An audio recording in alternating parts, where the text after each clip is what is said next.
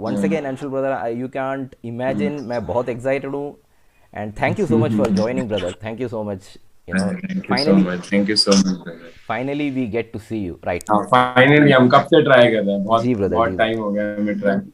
thank you so much यार, thank you. Okay, so we will start. Okay, right. Okay, good morning brothers, good morning to all my subscribers. आज मैं बहुत खुश हूँ क्योंकि हमारे छोटे से इंडियन एमएमए चैनल में एक बहुत बड़े सुपरस्टार आए हैं, the Indian MMA superstar. Like I know that all of you guys have been waiting for him. The king of lions Anshul Jubli is here in the room guys. And आपने जो कुछ भी क्वेश्चंस पूछे हैं नोट करके रखे हैं मैंने, और आज वही क्वेश्चंस मैं अंशुल ब्रदर को पूछने वाला हूँ, अंशुल सर को पूछने वाला हूँ. And to begin with, welcome Anshul Jubli sir to the room. Thank you so much, thank you so much for having me guys. हम काफी टाइम से ट्राई कर रहे हैं कि वो हम कर ले, हम इंटरव्यू कर ले, लेकिन बीच में मैं देहरादून था, उत्तरकाशी था, उसके बाद कैंप स्टार्ट हो गया, फाइट कैंप स्टार्ट हो गया MFN6 का, तो हम कर नहीं पाए। लेकिन फाइनली फाइट खत्म होने के बाद हम यहाँ पे हैं। जी, thank you Anshul brother, thank you so much. So to begin with, हम लोग चाहेंगे कि पहले आप अपने MFN6 जो विक्ट्री थी और दुबई वाला जो एक्सपीरियंस था, तो काइंडली आप अगर शेयर करेंगे तो हमको बहुत अच्छा लगेगा.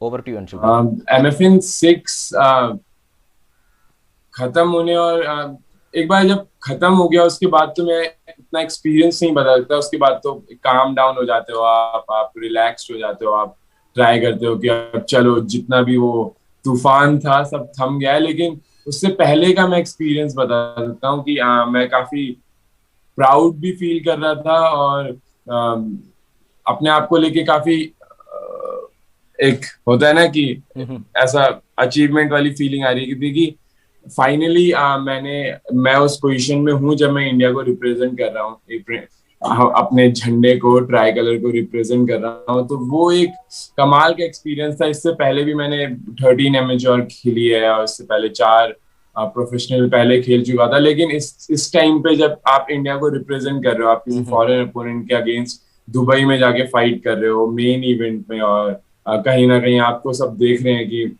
इंडिया को रिप्रेजेंट करेगा ये, उस टाइम पे वो फीलिंग एक आई कांट डिस्क्राइब इट, वो काफी अमेजिंग फीलिंग थी। मैं हमेशा से मेरे बचपन से सपना रहा है कि मैं इंडिया को रिप्रेजेंट करूं, और अभी भी मेरा वही है कि हाईएस्ट लेवल पे, इंटरनेशनल लेवल पे इंडिया को रिप्रेजेंट किया जाए, और एमएमए वर्ल्ड में इंडिया का नाम सुनाया जाए, इंडिया का नाम पता हो लोगों को। और लोगों को एक दिन ऐसा है जब इंडियन एमएमए फाइटर्स से पूरी दुनिया के लोग डरे कि ओ शिट, ये बहुत इंडियन इंडियन एमएमए फाइटर काफी स्ट्रांग होते हैं और यस ब्रदर. काफी रिलेंटलेस होते हैं, और वो जीतने के लिए आते हैं। ये एक छोटे छोटे सपने हैं। Awesome brother, awesome. अभी आपने अपने सपने के बारे में बात की. अभी you know the first question जो कि बहुत सारे सब्सक्राइबर्स आपको पूछना चाहते हैं कि आपकी ये जो एमएमए जर्नी है कैसे शुरुआत हुई. आप if you could tell your story we would be very happy to listen to your story. How did all start brother? Start बहुत बहुत बोरिंग स्टोरी है स्टार्टिंग की, तो क्योंकि मैं मैं बचपन से एक स्पोर्ट्समैन था। मेरे को स्पोर्ट्स बहुत पसंद था। मैंने पूरे स्कूल में स्पोर्ट्स खेला, कुछ नहीं किया है, स्पोर्ट्स खेला है, स्ट्रीट फाइट करी है। ओके. लेकिन मैं मतलब मेरा एक शेड्यूल होता था कि स्कूल से आने के बाद मैं हमेशा ग्राउंड पे जाता था, या फुटबॉल, पहले मैं फुटबॉल खेलता था, फिर मैं वॉलीबॉल खेलने लग गया, फिर खो खो, कबड्डी, जो सब कुछ खेला है मैंने। तो कॉलेज के टाइम भी यही था, जब मैं स्कूल से देहरादून आया और मेरे को कॉलेज करना था, तो मैंने कॉलेज ज्वाइन किया। मैं 1 वीक या 10 दिन कॉलेज गया हूँ, लेकिन मेरे को वही था कि अरे यार, इवनिंग में क्या, इवनिंग में कुछ तो स्पोर्ट करना है। तो लकीली मुझे एमएमए के बारे में पता चला उसी टाइम पे। मेरे फ्रेंड का एक बड़ा भाई करता था एमएमए, मतलब एमएमए के बारे में पता, तो उसने वीडियोस वीडियोस दिखाई, और मैं काफी फैसिनेटेड हो गया। मतलब मैंने बोला ये क्या है, यहाँ एक स्पोर्ट है, आप देख रहे हो कि स्ट्राइकिंग भी है और ग्रैपलिंग भी है, जी जी. सिर्फ आपके पंचेस नहीं चल रहे या फिर सिर्फ रेसलिंग नहीं हो रही है, कंप्लीट स्पोर्ट है जो कि बहुत ब्यूटीफुल लगता है। मतलब अगर आप सोचो तो एक लड़ाई को किस तरीके से स्पोर्ट बनाया गया है और कितनी टेक्निकलिटी है। आपको आपको कितना कितना स्किल्ड होना पड़ेगा ये स्पोर्ट करने के लिए। अगर आपको हाईएस्ट लेवल पे जाना है तो बहुत स्किल्ड होना पड़ेगा आपको। अपनी जूडो भी, इवन जूडो स्किल करना पड़ेगा, जूडो में सीखना पड़ेगा, रेसलिंग सीखनी पड़ेगी, boxing, kick boxing, elbows, muay Thai, knee, सब कुछ आना चाहिए आपको भी। वो भी उस पोजीशन में जहाँ पे आप हिट नहीं हो रहे, आपको हिट करना है। तो मुझे बहुत ही ब्यूटीफुल लगा और मुझे लगा मुझे ये करना चाहिए।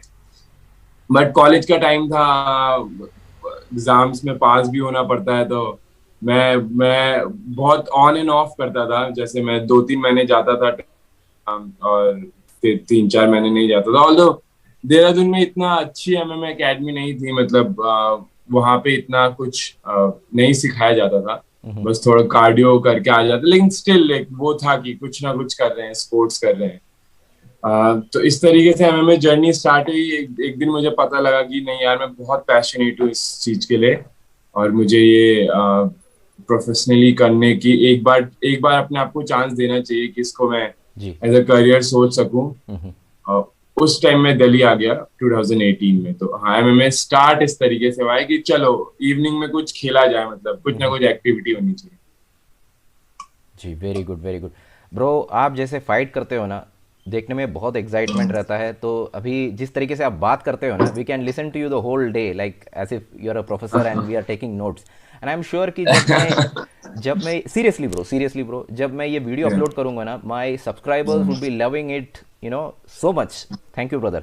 Now the next question brother,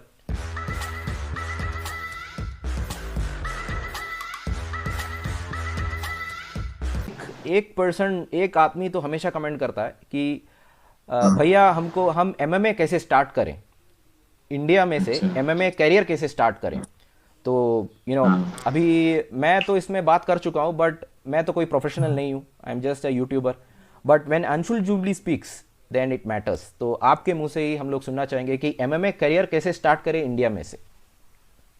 ये थोड़ा सा काफी सीरियस क्वेश्चन है, क्योंकि मुझे भी बहुत बहुत बहुत क्वेश्चन ये आते हैं और मुझे ऐसे भी पूछा जाता है, ऐसे भी मैसेजेस आते हैं कि हम क्रॉस ट्रेन आ रहे हैं और मैंने अपना स्कूल कंप्लीट किया और मैंने कभी एमएमए नहीं किया, लेकिन मैंने यूएफसी देखा है, मैंने कॉनर मैग्रेगर खबीब को देखा है और मैं अब आना चाहता हूँ। मेरी एक एडवाइस है, मैं बताता हूँ कि कैसे स्टार्ट करना चाहिए एमएमए, लेकिन मेरी एक एडवाइस है कि एमएमए फुटबॉल, मतलब मैं वो स्पोर्ट बहुत अच्छे स्पोर्ट है, लेकिन आप ये समझो ये फाइटिंग स्पोर्ट है। जी।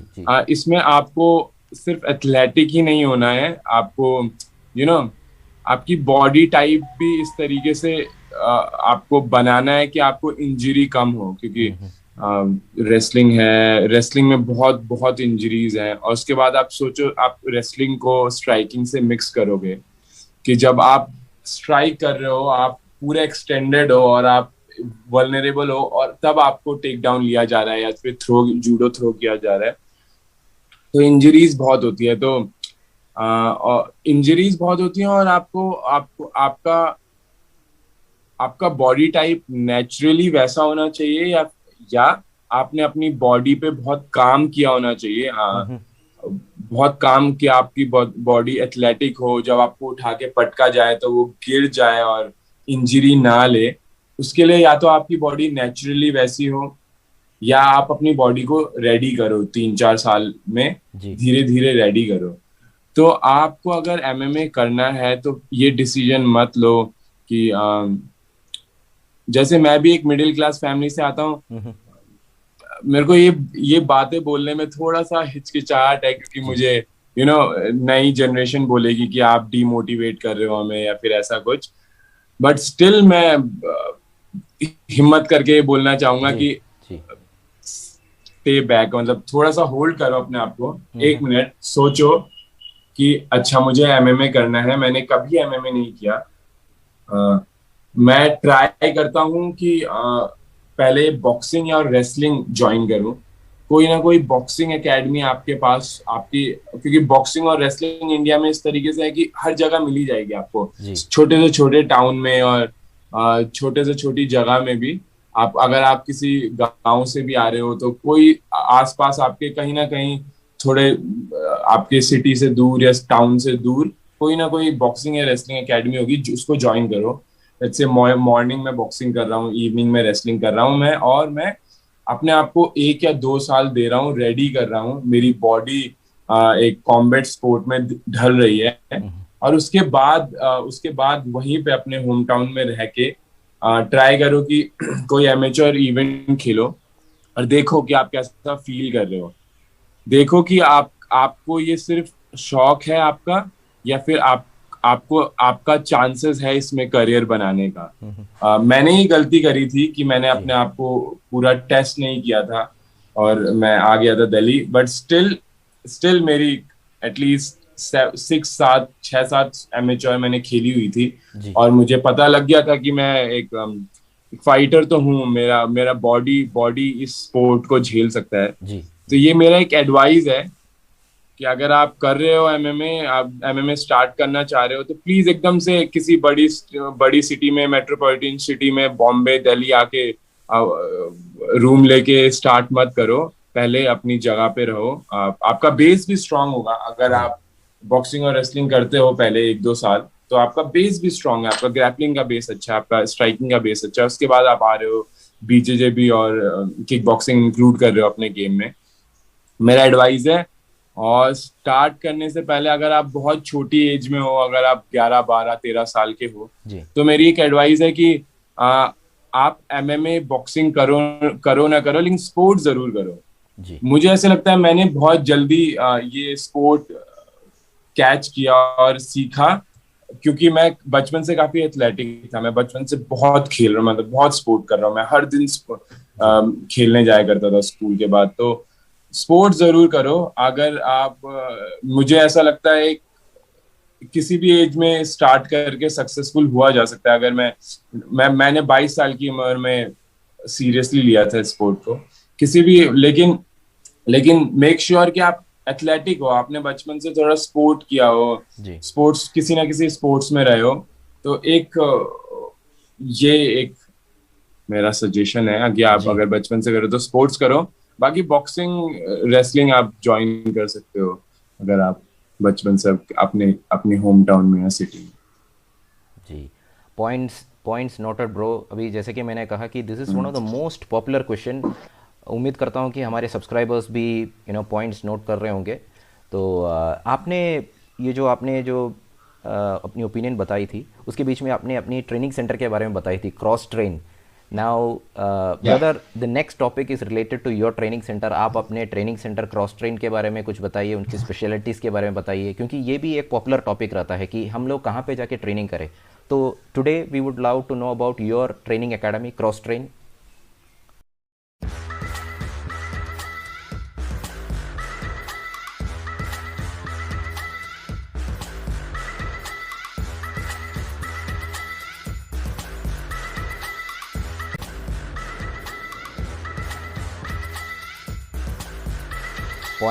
Points noted bro. अभी जैसे कि मैंने कहा कि this is one of the most popular question. उम्मीद करता हूँ कि हमारे सब्सक्राइबर्स भी पॉइंट्स नोट कर रहे होंगे। तो आपने जो अपनी ओपिनियन बताई थी, उसके बीच में आपने अपनी ट्रेनिंग सेंटर के बारे में बताई थी, cross train. Now brother, the next topic is related to your training centre. आप अपने ट्रेनिंग सेंटर क्रॉस ट्रेन के बारे में कुछ बताइए, उनकी स्पेशलिटीज़ के बारे में बताइए, क्योंकि ये भी एक पॉपुलर टॉपिक रहता है कि हम लोग कहाँ पे जाके ट्रेनिंग करें। तो today we would love to know about your training academy cross train. Cross train Karam academy है, दिल्ली मेरी करम भूमि है। जी जी और मैं स्टार्टिंग दिल्ली आया था, मुझे बिल्कुल नहीं पसंद था। मैं स्टार्टिंग क्रॉस ट्रेन आया था, मुझे बिल्कुल नहीं पसंद आई। मतलब मुझे ये लगा कि बहुत ही अच्छा है, लेकिन क्रॉस ट्रेन मुझे पसंद नहीं आया, क्योंकि यू नो सब इंग्लिश में बात कर रहे हैं और मैं किसी से बात नहीं कर पा रहा हूँ। और जी मैं छोटे से टाउन का लड़का हूँ जो सोच के आया कि कुछ करेगा करेगा, बट स्टिल मैं आता था, ट्रेनिंग करता था, कोई बात करने के लिए नहीं होता था। मैं खुद ही ट्राई करता था कि मैं किससे ज्यादा बात ना करूं, क्योंकि मैं नहीं चाहता था कि मैं किसी को पता लगे कि मैं कहाँ रहता हूँ और मैं जी। कैसे सरवाइव कर रहा हूँ। मैं चाहता था मेरे दोस्त ना बने, ताकि किसी को पता ना लगे कि मैं किस तरीके से सरवाइव कर रहा हूँ और मैं कितने छोटे से रूम में रह रहा हूँ। और मैं ये स्टार्टिंग में ऐसे था कि दिल्ली मुझे बिल्कुल नहीं पसंद था। धीरे धीरे धीरे धीरे जब मेरे दोस्त बने और मैंने स्पोर्ट्स में अच्छा करने लगा, सीरियसली मेरी फैमिली है क्रॉस ट्रेन में, प्लस में इस बार मैं फाइट के पहले बहुत रिलैक्स था और लास्ट टाइम भी, क्योंकि क्योंकि मेरे कोचेज और मेरे टीममेट्स मेरे साथ होते हैं और मैं हंसता खेलता रहता हूँ। मैं क्योंकि कैंप में काम खत्म हो गया, उसके बाद ट्राई करो कि आप रिलैक्स रहो। तो मैं दुबई में भी थे, पुण्यजीत लिखारू जो मेरे ट्रेनिंग पार्टनर्स हैं, जिनका गेम मैंने सबसे ज्यादा कॉपी किया है। मैं सच में मानता हूँ कि मेरा अगर सबसे ज्यादा गेम कहीं से मैंने कॉपी किया है तो मैंने सबसे कॉपी किया है। रचित, बीस्टी, सादिक भाई, जितने भी शंकर, सबका गेम मैं थोड़ा थोड़ा कॉपी करता रहता हूँ। मेरे बॉक्सिंग जो कोच है उनका भी, रोहित टोकस। लेकिन मेरे को लगता है मैंने सबसे ज्यादा गेम किसी का कॉपी किया है वो पुण्यजीत लिखारू का है। जी। तो उनके साथ जब भी हम एज ए बाहर जाते हैं या फिर किसी फाइट के लिए जाते हैं तो हमारी बॉन्डिंग और स्ट्रांग हो जाती है। लेकिन क्रॉस ट्रेन मेरी करम एकेडमी है और मैंने सब कुछ वहीं पे सीखा है। एक्चुअली मैंने बीजेजे का, मुझे 0 बीजेजे आता था, मुझे कुछ नहीं आता था।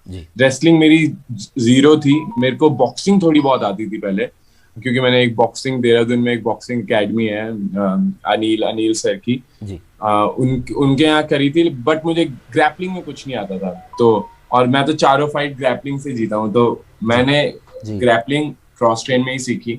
जो मेरे हेड कोच हैं सिद्धार्थ सर, वो बहुत ही जीनियस हैं। कुछ भी अगर मेरी फाइट है, मेरे अपोनेंट को रीड करना और मुझे एग्जैक्टली राउंड में, दूसरे राउंड में, तीसरे राउंड में, फिनिश के लिए मुझे पहले राउंड में क्या करना चाहिए, दूसरे राउंड में, तीसरे राउंड, तो वो बहुत स्ट्रेटेजिकली, जब से मेरी पहली प्रो फाइट से बहुत स्ट्रेटेजिकली मेरा प्लान बना देते हैं कि ये करना है। फिनिश हमें यहाँ मिल गया तो ठीक है, यहाँ मिल गया तो ठीक है, नहीं तो तीनों राउंड।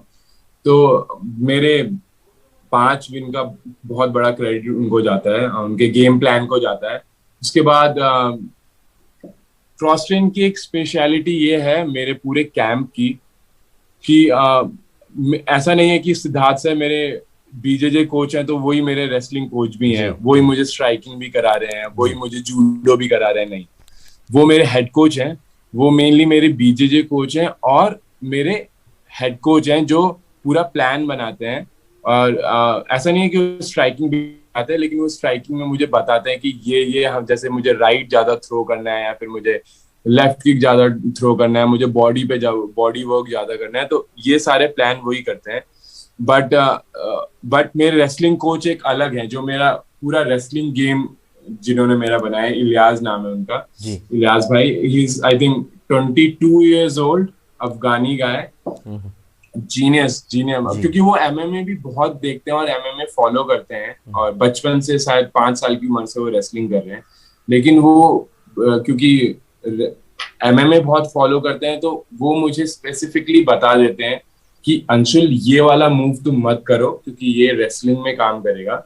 स्टार्टिंग में उन्होंने मुझे पूरी रेसलिंग सिखाई, उसके बाद अब वो मुझे बता देते हैं कि जैसे कुछ मूव्स हैं आप तुम मत करो, ये एमएमए में काम नहीं करेगा। एमएमए में क्या काम करेगा वो मुझे उस तरीके से बताते हैं। वैसे ही मेरे स्ट्रेंथ एंड कंडीशनिंग कोच हैं जो मैं अपनी फाइट में जो सबसे ज्यादा रेडी फील करता हूँ और कॉन्फिडेंट फील करता हूँ कि मेरा कार्डियो 3 राउंड क्या 5 राउंड का होगा और मैं एकदम फुल प्रिपेयर्ड हूँ।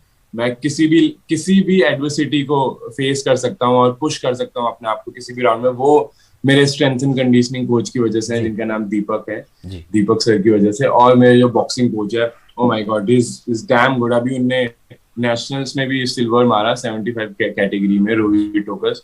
वो जीनियस है बॉक्सिंग में। उनका बहुत बहुत बहुत अच्छे उनके पंचेज हैं और वो मुझे जिस तरीके से सिखाते हैं वो भी बहुत अच्छा है, और मैंने बहुत इम्प्रूव किया अपनी जी बॉक्सिंग पिछले 1-1.5 साल में, बहुत इम्प्रूव करी है रोहित टोकस की वजह से। तो ये मेरे 4-5 कोचेज हैं, और इनफैक्ट में एक रचित है, बीस्टी है, जो कि मेरे गेम में चीजें ऐड करते रहते हैं, जी और सादिक भाई। तो मेरे पास बहुत सारे कोचेज हैं, और मतलब ऐसे कोचेज हैं जो मास्टर हैं एक डिसिप्लिन में, रेसलिंग में कोई मास्टर है, स्ट्रेंथ एंड कंडीशनिंग में, बॉक्सिंग में, बीजेजे में। तो ये एक मेरे लिए बहुत प्लस पॉइंट है। मेरे को ऐसा लगता है ये क्रॉस ट्रेन को और एकेडमी से, ये जेन्युइनली मैं बोल रहा हूँ, मैं इसलिए नहीं बोल रहा क्योंकि मेरे को किसी एकेडमी के लिए या कहीं किसी और मेरे को और कोई कम लगता है अपने से, नहीं। लेकिन क्रॉस ट्रेन का एक अगर बाकी बच्चा करना चाहे अच्छा तो कहीं पे भी कर सकता है, जी लेकिन हमारी एकेडमी में ये आपको थोड़ा सा एक्स्ट्रा मिलेगा कि कोचेज हैं जो कि अलग अलग डिसिप्लिन के हैं। सिद्धार्थ सर सब कुछ नहीं सिखा रहे कि नहीं मैं ही जूडो भी सिखाऊंगा, मैं ही रेसलिंग भी सिखाऊंगा, मैं बॉक्सिंग सिखाऊंगा, ऐसा नहीं है। उनने सारे डिसिप्लिन के अलग अलग कोचेस हायर कर रखे हैं, और वो हमारा गेम बनाते हैं। Thank you so much Anshul brother, that was so much of information. मैं उम्मीद करता हूँ कि हमारे सब्सक्राइबर्स भी बहुत बेनिफिट होंगे, क्योंकि आपने अपनी एकेडमी के साथ साथ एमएमए के जो डिफरेंट डिफरेंट गेम होता है, गेम प्लान होता है, स्ट्रैटेजीज होता है, उसके बारे में आपने बहुत बताया।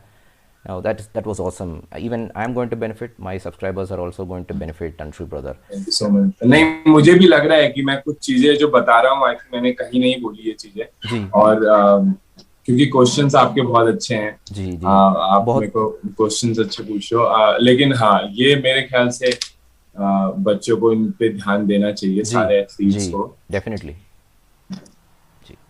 अंशुल ब्रदर, ये जो क्वेश्चन है कि एमएमए करियर कैसे स्टार्ट करना, ये ऑलरेडी पूछा है। इसी से रिलेटेड एक मोस्ट पॉपुलर क्वेश्चन है कि एमएमए जो जर्नी है, सफ़र है, स्टार्ट करने के लिए कोई सही उम्र है, एज है, या फिर आप जब फॉर एग्जांपल अगर आप 30 के हो तो नो, डोंट स्टार्ट, या कोई राइट एज होती है, कोई राइट उम्र होती है कि एमएमए करियर कैसे स्टार्ट करना है, कब स्टार्ट करना है?